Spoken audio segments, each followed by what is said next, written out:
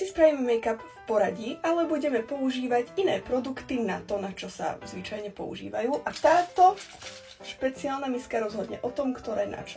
Inak takéto výzvy ma úplne mega bavia. Tak poďme sa pozrieť, čo použijeme ako primer. Highlighter. Chcel by sa mi nejaký tekutý, ale nemám, takže použijem tento stick od Charlotte Tilbury a uvidíme, čo to spraví. Cítim sa ako vianočná guľa. Alebo ako psie gule. Ok, moja veľká ruka opäť načahuje a pozrieme sa, čo budeme používať ako make-up. Púder. Ok, takže berem si tento púder od Chanelu. Uvidíme, čo sa stane. Asi možno troška zjemníme ten shine. Sranda je, že to vyzerá veľmi dobre a veľmi prirodzene ako moja skutočná koža, len má taký glow from within a to vlastne spravil ten highlighter. Poďme na kontúru. Čo to je lícenka?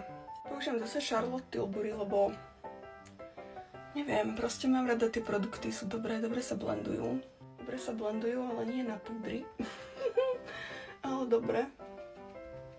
To mám normálne kardio. Ok, toto je maximum, čo sa mi podarilo vykúzliť. Nie je to moc dobre rozblendované, ale it is what it is. Práve som si uvedomila, že sme zabudli na korektor, takže ideme to napraviť. Rúž. Toto môže byť jemný problém. Obzvlášť, že tu mám asi tak 3 rúže, ale idem to skúsiť s týmto Essence, ktorý sa má prispôsobiť vašej nálade. Ešte som ho nikdy neskúšala, tak poďme na to. A keď to dobre rozblendujem, možno mi to moja nálada je teraz veľmi zlá. Ok, ideme na taký upírsky look. Pamätáte si, keď boli kruhy pod očami in?